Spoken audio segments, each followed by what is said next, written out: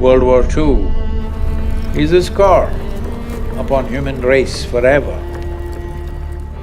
World War II is supposed to have taken the lives of anywhere between 11 to 12 million people.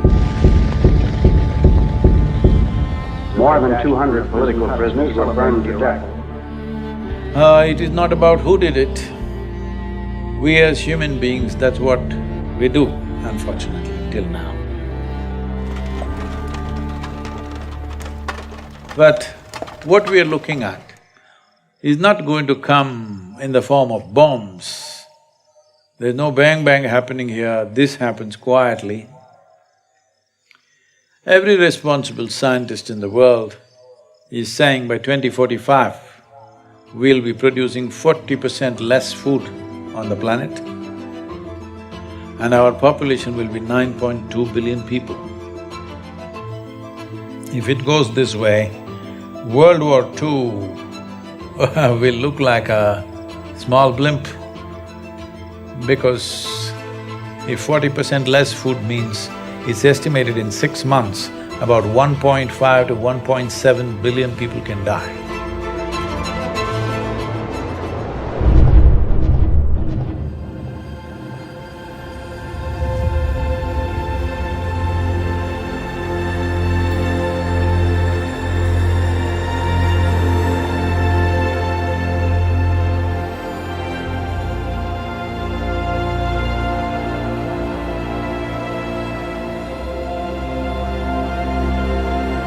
Climate change, food security, nutritional security, water quality, water renewability, biodiversity, land grab, political stability.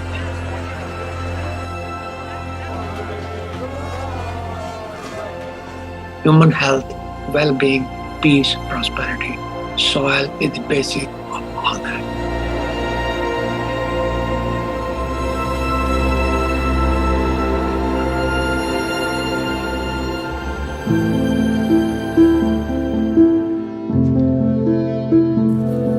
Soil is a basic entity on which all terrestrial life depends. 95% of all the food which is consumed by human comes from soil. As much as 95% of all antibiotics taken by human and animal come from soil. So soil and life have evolved together. There is no soil without life, and there is no life without soil.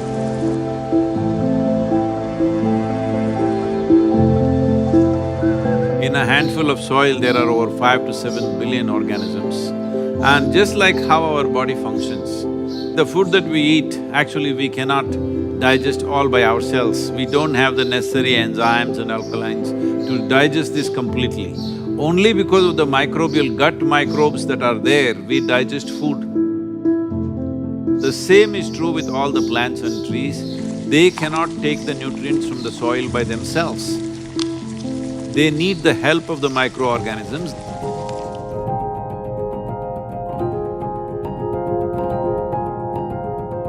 Good guy bacteria, good guy fungi, protozoa, nematodes, microarthropods, earthworms, incatrioids, all of those organisms are required to have a good, healthy soil so your plant gets the balance of everything that it needs every second of every day.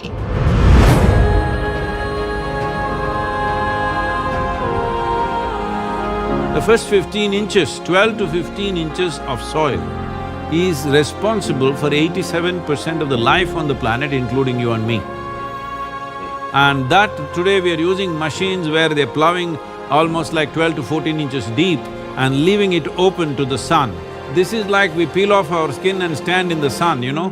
You will be screaming. That's exactly what the land is doing. Land is screaming, but nobody's hearing. Just plowed and left open, killing all the microbial activity.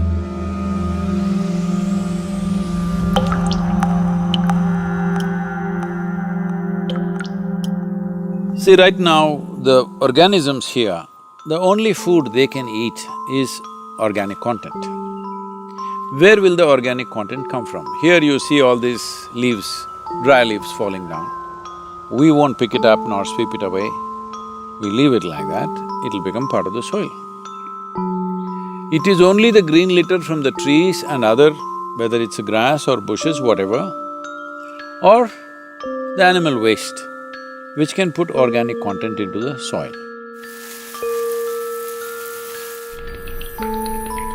In normal agricultural soil, the minimum organic content should be between 3 to 6%. The most minimum is 3%. 3% is kind of the borderline, where you've got enough diversity in the kinds of foods that are present so that all of the necessary sets of microorganisms will be able to perform their jobs. In most of the Western world, we have so destroyed sets of species of different functional groups that we're on the edge of not being able to come back from that.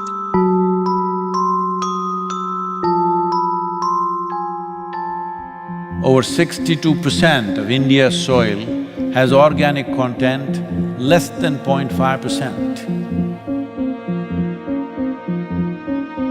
Entire southern Europe, the soil organic content is just around 1% or below. Over 50% of the topsoil in whole of United States is gone. You've heard of dinosaurs going extinct, dodos going extinct, but this is a question of soil extinction. See, this is sand. If you add enough organic content into this will become rich soil. Similarly, if you take all the organic content out of the soil, it will become sand. So this is called as desertification in the world. World's agricultural soils are becoming sand or turning into a desert largely across the world because there is no organic content.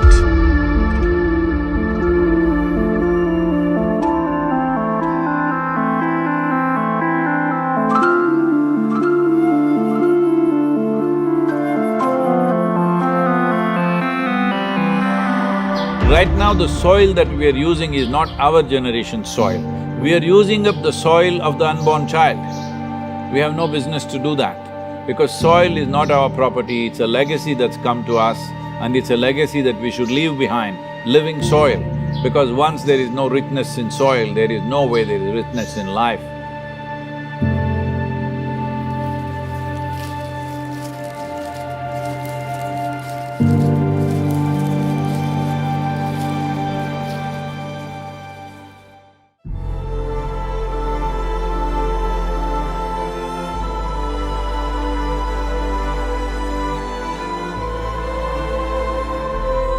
Right now, United Nations statistics say that we may have agricultural soil only for another 80 to 100 crops.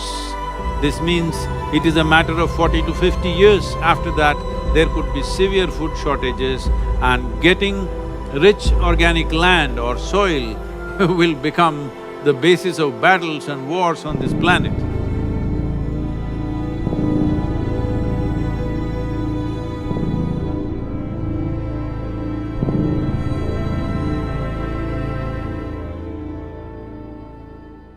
People talk about the weapon of mass destruction, nuclear bombs and missiles and other things.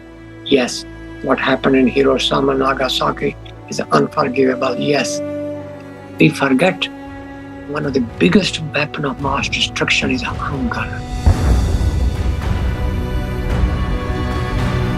Malnutrition, poverty, unavailability of healthy environment. Even now, hunger-related death in the world are 16 to 17 every minute. That, my friend, is the weapon of mass destruction. Now, we had in December 2019, we had 690 million people globally which were hungry. Out of that, 40 million were in the United States. So, it's not just Timbuktu or some part in India or elsewhere. even in the US. I was talking to the WFP director who is from United States. He said that by 2035, there could be severe famines in Chicago and Illinois region because the soil conditions have depleted so badly, it can easily happen. Civil wars are expected. By 2035, 2040, they're expecting many civil wars within countries because not everybody in a given country will have food, so naturally there'll be fights. If 40% less food in India means 40% of the people don't have food, you think they'll just get hungry and sit in a corner?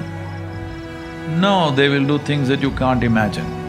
You must understand, whole human civilizations have been built only because of the fire of the belly to fulfill this. The same fire which built human civilizations can burn the damn thing down if it is not quenched. Do not underestimate that.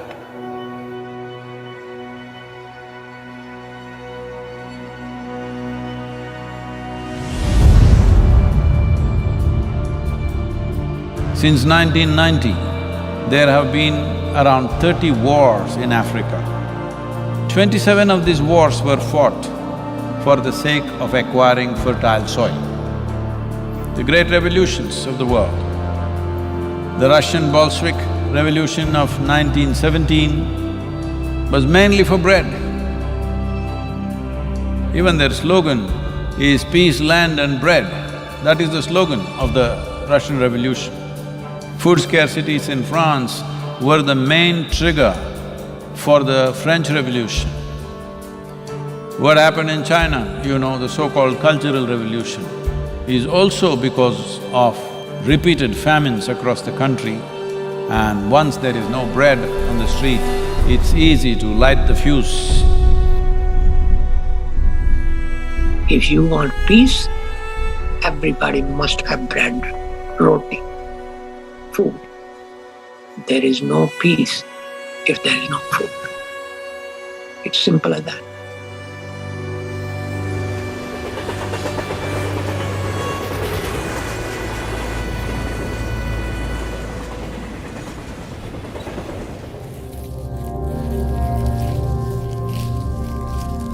Soil is a most neglected part of the human environment. Degrading soils means losing and wasting potential food today and forever. A human being, like other animals, are requiring a fairly complex diet and many nutrients. And these nutrients we get through our food, and that essentially depend on the soils. So the soils, rich in nutrients, in minerals, are a precondition for a healthy diet. There's a direct link between soil quality in terms of nutrients and diet quality in terms of what we eat. So that is not well understood by many people. You have to put into the soil nutrients, nitrogen, phosphorus, potassium, micronutrient, calcium, magnesium, potassium, organic matter, content which is mineralized and take. It must be returned back to the soil in one form or the other for soil to be productive. Soil produces straw, grains, roots. I believe that if people take the grains and return the roots and straw back to the soil, so that soil gets its share of production, that's a good thing. If you take away the straw, then soil does not get anything. So progressively soil is being degraded, depleted, devoid of the essential elements. That is when we call degradation of soil health. And when soil is degraded, people living on it are also becoming progressively miserable. The soil depletion in United States has led to 21% drop in vitamin A in all the fruits, vegetables and everything else that you're eating. 30% drop in vitamin C, 37% drop in iron levels, 27% drop in calcium levels. The things that today you all think is very healthy to eat salads and stuff, from the early 20th century, what level of nutrients they had and what they have today is only 10% left, 90% lower than what it was in early 20th century. Center for Disease Control, which is right now playing a significant role in this COVID situation, says all Americans are potassium deficient. 90% of the Americans have vitamin E deficiency, 70% have vitamin K deficiency, 52% don't have enough magnesium, 43% don't have enough vitamin A, 40% don't have enough vitamin C. This is in the most affluent nation. It simply means the food that you're eating doesn't have enough nutrients, even if you eat enough food, because soil has been destroyed like this.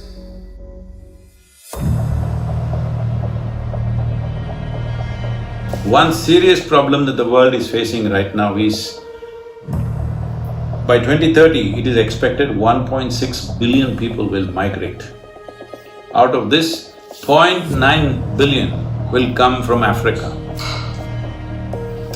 See, when people migrate in an unplanned way, what they go through is unbelievable. Especially women and children. What they go through in unplanned migration where they're being dragged through all kinds of unfamiliar terrain, what happens to them is unbelievable.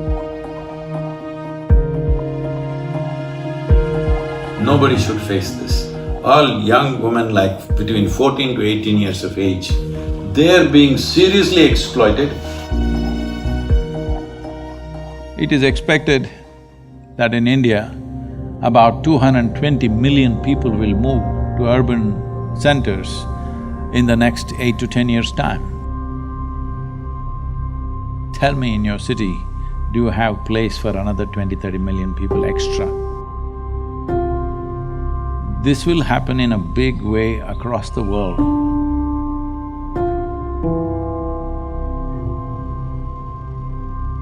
Yes, there are soil refugees. Yes, there are climate refugees. Yes, there are drought refugees. And those refugees go and knock door of other people. The US southern border is a very good example. People jumping into the Mediterranean without realizing whether they'll make it on the other side or not is a very good example. There are several millions of refugees in the world because the land which they grew up on cannot afford their services, their basic needs. Eventually the solution lies to make sure that the soil can support them.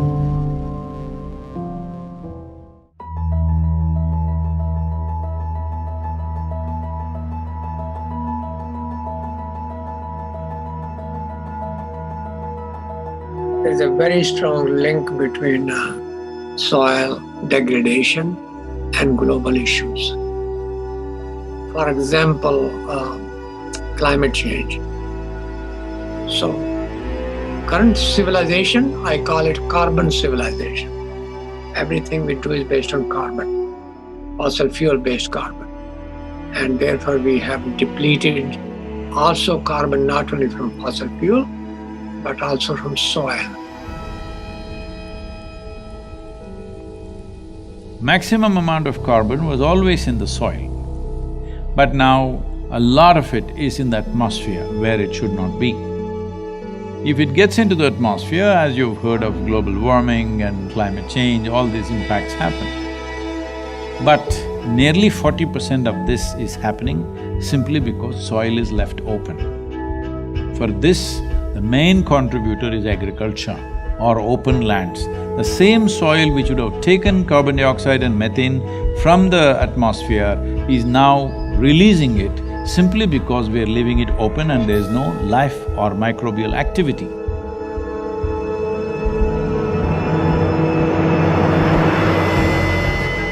When the global mean temperature goes from 0 to 1, that's a big thing. Go from 1 to 2, it's a massive thing. Go beyond 2, you're in a disaster zone.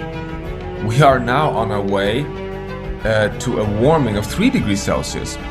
And we're doing it in a blink of time. I mean, it's just this extraordinary exponential rise of temperature on Earth.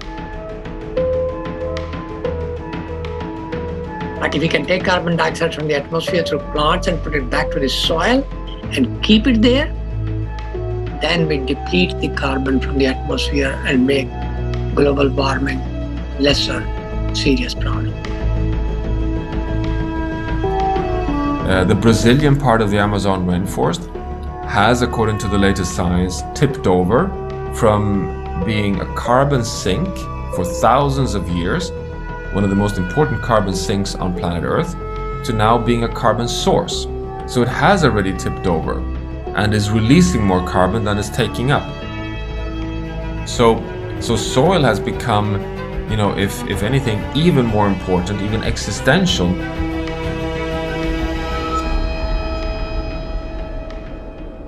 See, the whole life process on this planet is carbon-based.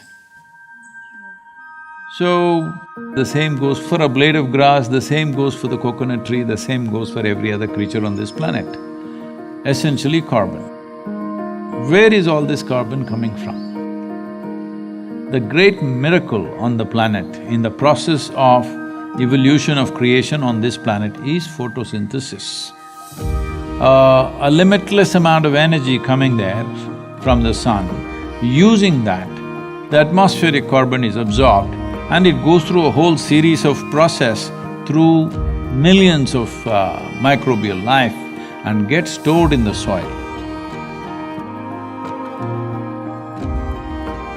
What gets stored in this way, going through 3 to 4 cycles of microbes, this gets stored up to 1,000 years minimum.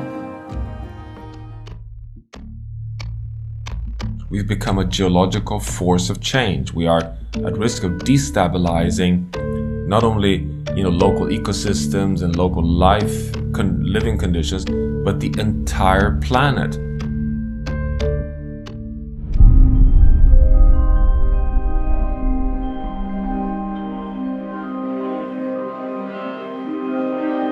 United Nations says we only have 60 years of agricultural soil left. So within 50 years' time, there will be a serious food crisis on the planet. A mass famine would be inevitable. Now, I know people always say, we only have 60 more years of agriculture to go. Yeah, but that was 10 years ago that we made that statement. We're at 50, guys.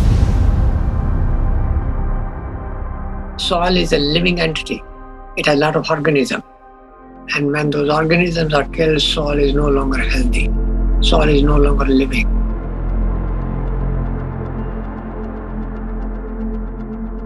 Soil cannot create the ecosystem services.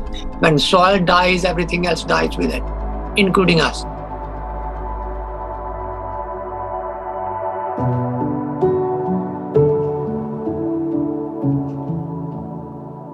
If we start correcting it now, in 15 to 25 years, we can make a reasonable level of correction. We can come away from the brink where we are. But if you leave it for another 30 to 40 years and then try to do it, it will take 150 to 200 years to regenerate the soil. So this is not about just painting a dark picture of everything. This is a moment of responsibility that we as human beings, if you stand up right now, we can turn this around.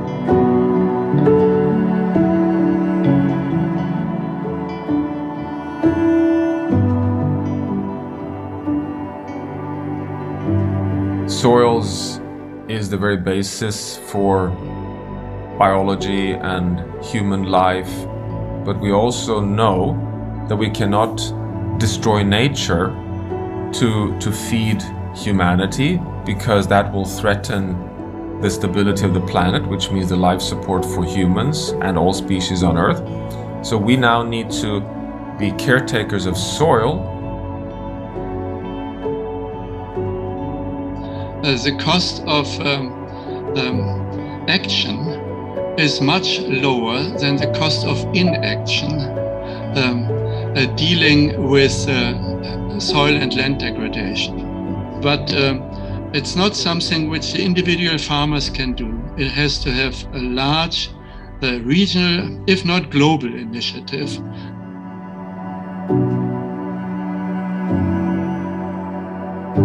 This depletion of soil has happened because we have not put back the organic content back into the soil of what we're taking out.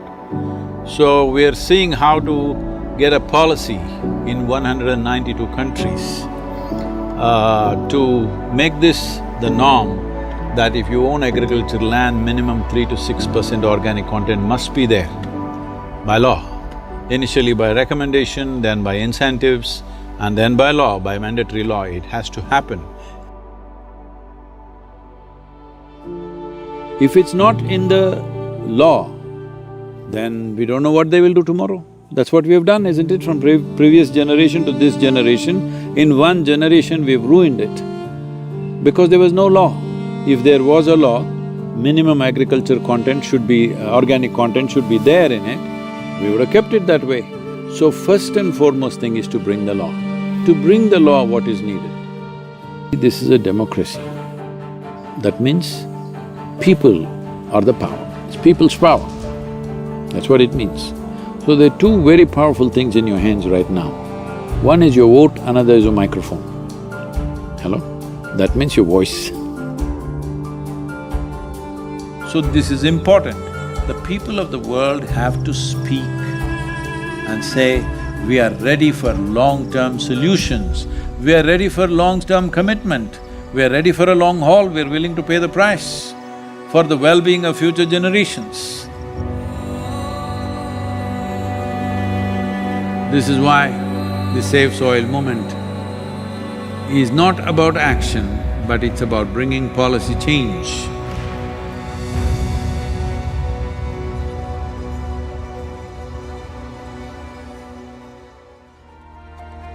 As a part of this, I'm 65 and I'm riding 30,000 kilometers across 24 nations to activate support from the citizenry. We are trying to get about 3 to 3.5 billion people to speak about soil for these 100 days. From March 21st, 100 days, we want the whole world to talk about soil. We have UNCCD as our partner. We have also signed something with the World Food Programme, and the scientists from FAO and other organizations are working with us. World Economic Forum is very much with us. Most governments have come on board. Heads of states will be flagging off this rally. Right now, that's what I'm trying to create, that if 3.5 billion people speak, this is 60% of the electorate. If 60% of the electorate speaks, there is no government which will ignore that in a democratically set up government. Each one of you should reach as many people as you can to make this happen. Many global leaders and influencers are already participating in the movement. Be a part of this and let us make it happen. For my part, as much as I can contribute. And the movement that you are taken up, I could not expect any more God's blessing than that. Sadhguru, and this campaign is so important. We're going to save the soil. Do your part. And saving the soils. And our planet's future depend on it. Sadhguru, save soil, my friend. Save soil, let's make it happen. TM Barbuda is part of the Save Soil mission. Commend you for what you're doing. That is why we are happy to sign the MOU. The science and philosophy that backs the thought behind the movement is tremendous. Save soil. Let's make it happen. Save the soil. We know what we must do, so let's make it happen. Let's make it happen. Let's make it happen. Let's make it happen. Let's make this happen. Let us make it happen. Let's make it happen. Let's make it happen. Let's make it happen.